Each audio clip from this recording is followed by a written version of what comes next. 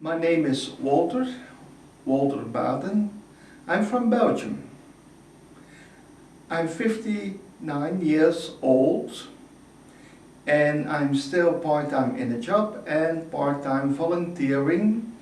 And as a volunteer I like to be active in lifelong learning, especially in Grundtvig, adult education.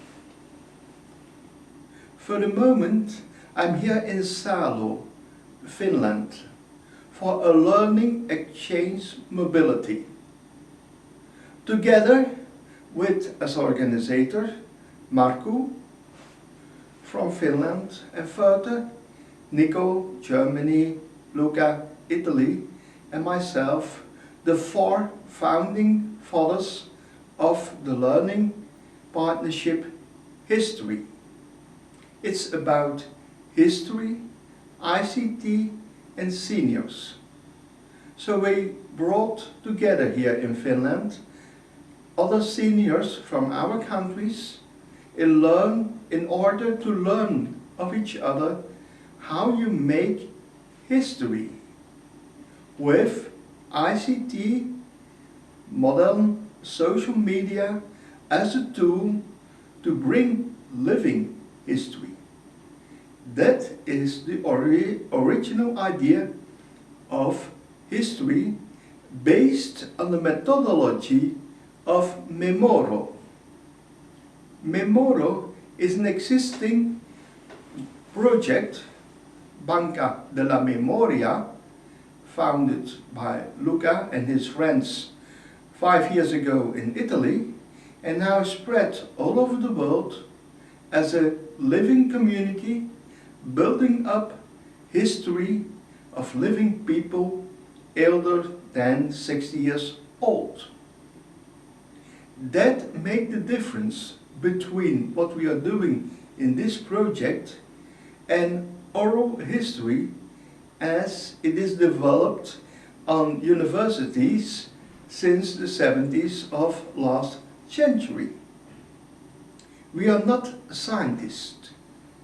We are interested people who want to learn from elder people how it was in their past, when they were young, when they were building up Europe, when they were building up their nation, because it's worldwide that Memoro tried to collect what was the living history. This beside official history, history of politicians, history of military, history of economics. Okay, we respect all what is written down in handbooks, but when you want to know what happens 70 years ago here in Salo, for example, a village in the middle of nowhere of Finland, yeah, you cannot find it in official textbooks. Perhaps you can find it in the council house or in some archives. But the real meaning of living on the countryside in Finland, midden in winter, when the snow was 50 centimeters high, how could you manage it? How was it to go to school in that time? How was it to make and visit your friends? Was there electricity? I don't know. How can I find it? I have to talk with people from Finland. And I'm very happy that in this workshop we have 5 very nice elder people, with all my respect, ladies, for your age, yeah, and the man, no problem I suppose.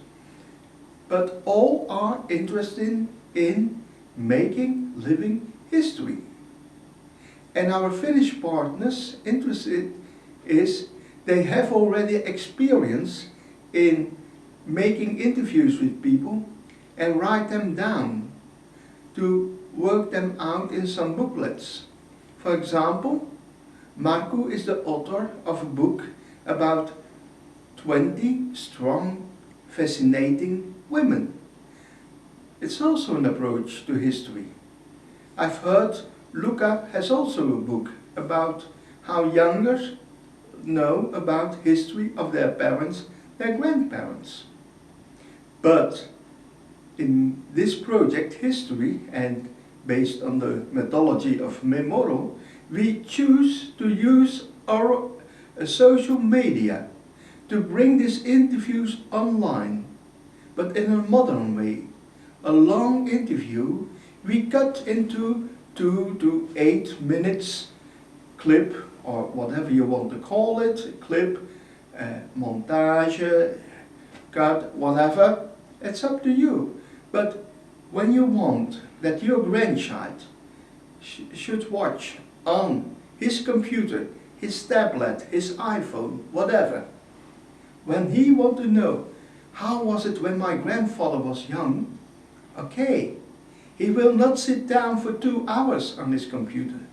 He only wants to know how was it, how was a game, because computer games doesn't exist. But what was Opa doing when your grandfather was doing when he was young? Has he also Lego? You know Lego? Here in Scandinavia, the very famous building blocks. But already 3 generations ago, children were playing with Lego. But how should we know it? It's not in the textbooks of history. You have to ask people. Could you have it in your house when Santa Claus came over?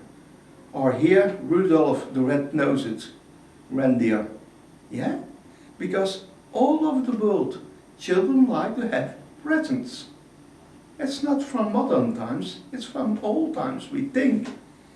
But again, you cannot find it in official history, so you have to make living history. And based similar like the idea of making Wikipedia a worldwide encyclopedia based on entrances of people who are interested, in scientists who are interested, the same idea is used to build up the bank of memories. And in this project, this Grundtvig project, we would like to share this knowledge as an example of good practice. And we can, if we can motivate adult learners in several European countries to do it, to enjoy it, to share the interviews they have made, then we are on the way to the great experience of nice long learning and collecting and sharing the common European history, because this is our treasure.